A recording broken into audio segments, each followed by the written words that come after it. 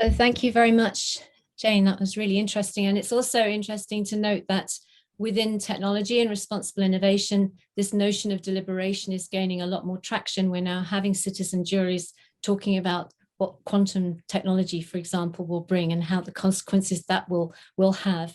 And we're having citizens juries of young people as well, talking about how they feel about algorithms and things like that. So that's really, really useful. Thank you.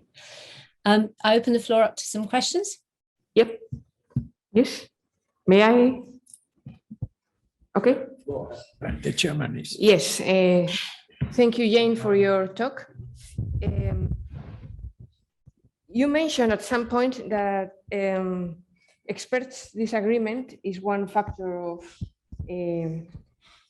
skepticism in the public realm. Yeah, I was reminded of Ulrich Beck's Risk Society back in 1986. He already mentioned this experts' disagreement as a risk factor, you know, and now when you were talking about deliberative democracy, which I basically agree upon, the point is that there are people interested in not having agreements.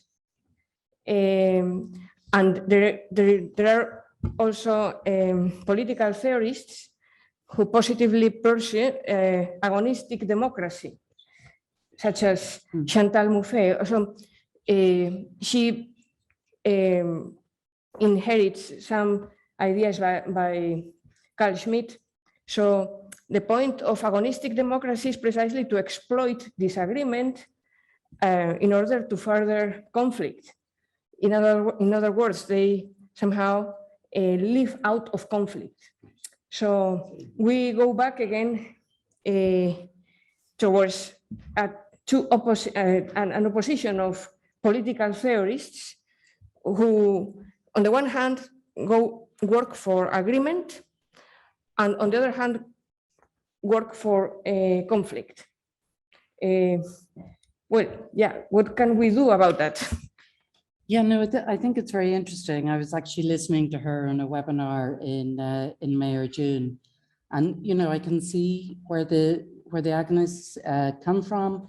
And, you know, I can see that we need to be able to speak about the different sides, allow people to see different sides of an argument and come to their own judgment. And I don't think that as a deliberative Democrat that I have any issue necessarily with that. But of course, I come from a different philosophical foundation, as you know, of course, not from Schmitt.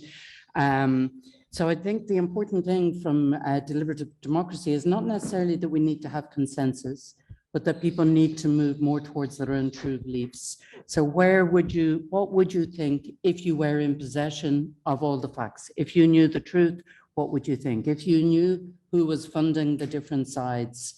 So I think, you know, what would you believe? So this is the thing about listening and respect and about enlightened peers.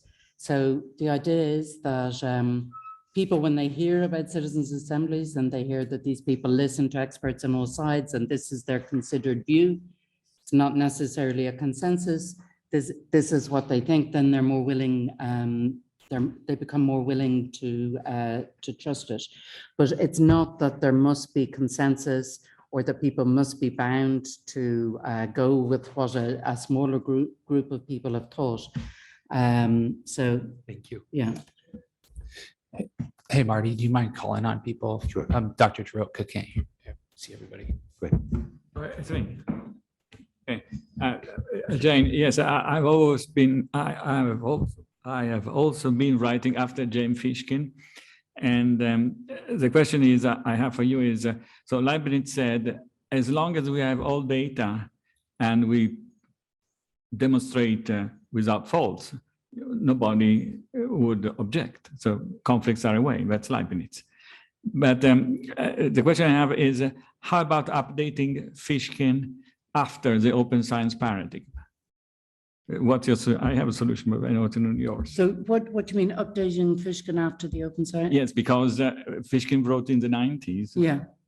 And now since 5 years, we theoretically have access to every possible data. Oh, okay. But Fishkin is still, so it's actually really interesting. So at the moment, Fishkin is doing some work down in Chile alongside the new constitutional convention there that was voted in, where there's a whole new group of people, you know, involved with trying to draw up the new constitution. So I was talking to, so they don't have, there isn't necessarily all the data there. This is a new constitution. This is not yet in being. What interests are they going to come up with? There are people there from indigenous communities in Chile. There are a lot more women than there ever were. They're talking about trying to represent unborn generations. So the whole idea is to try to understand what it is that these more these Chileans who have not been in the representative institutions so far, what it is they want for the future of their country. Now, I would do it slightly differently to Jim. Jim very much likes his deliberative poll, where he goes in with one day, you know, here's what people think on one day. We give them, you know, 1 day or 2 days of evidence, and here's what they think afterwards. You know, some of the citizens' assemblies in Europe, in the Ostbelgian part, you know, the Ostbelgian Parliament, for example, you know, those are institutions that are going to last for years, and the same citizens are there for 2 years. So it's much more about trying to integrate it into the whole culture. So I think that's important. It's rather than seeing these as one-off deliberative polls, as Fishkin does, it's to try to think about how to actually get deliberation within the culture, within communities, large and small. Stephen? What was your answer? You can tell me later. Yeah, thanks, Jane. Well, as you know, I'm a great fan of deliberative assemblies and everything. And because I'm such a great fan, I was wondering if you can tell us how you could make one so bad that it is indistinguishable from Facebook and Twitter. And the reason that I think that's a useful exercise is to then reverse engineer that and figure out, well, what is it really that makes them work? Do you have any intuition on that? Yeah, I think the worst possible thing is if they were instrumentalized by governments. So, you know, you could imagine if an authoritarian leader decided that he needed a deliberative assembly for some particular reason, constituted it, maybe even handpicked the citizens, certainly handpicked the experts and what was going to be heard and the direction of it, then that would be instrumentalized. And of course, there's, you know, we don't even need to go that far. You know, we just need to look around and see, you know, what's possible even within non-authoritarian contexts. So I think those kind of principles of independence, the central principle of sortition, but the one we need to think about most carefully is actually the expertise and who's deciding on what expertise gets heard in the room, who's deciding the basis of the reason in the room. I think that's probably one of the most important principles. Thank you, Jane, for a very interesting talk. And I too am a big fan of deliberation. How could we not be? We're all here deliberating about truth, right? And I've also, you know, been under the spell of Habermas for many years, but I've always had two kind of fundamental issues, that one of which I think you're already attuned to, which is, you know, people have different incentives to participate in deliberation.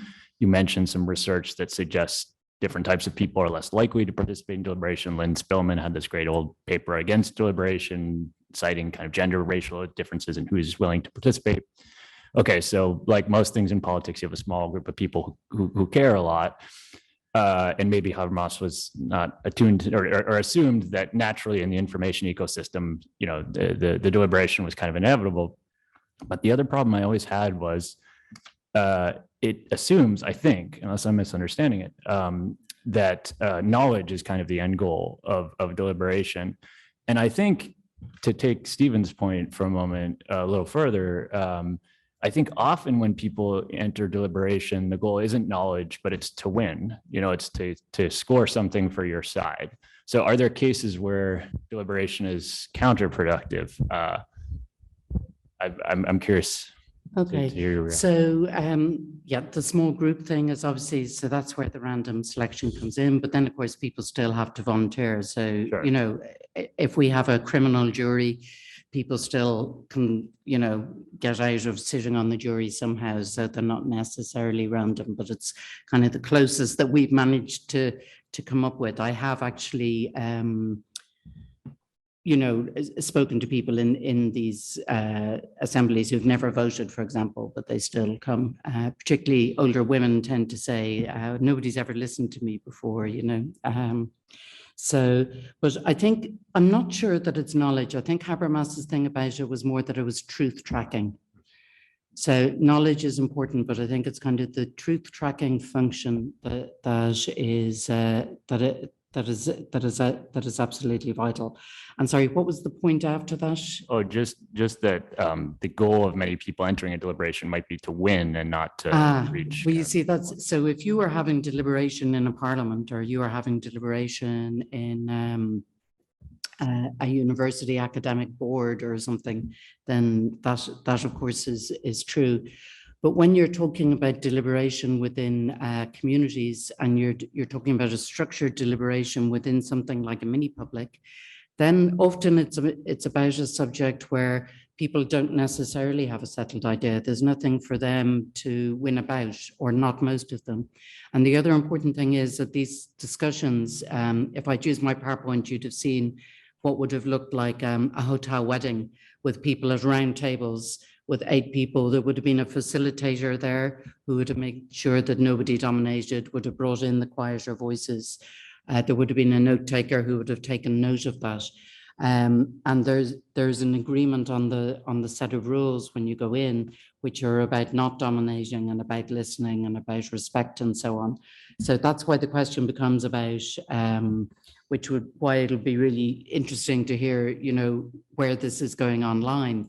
Because obviously when you start bringing these kind of things online, then that personal facilitation, that personal face-to-face interaction that we know engenders respect and so on, is gone. There's people doing work with kind of avatars and trying to do it in a virtual world, but it's kind of complicated, and I'm sure you'd be better able to tell me what's happening there than I know.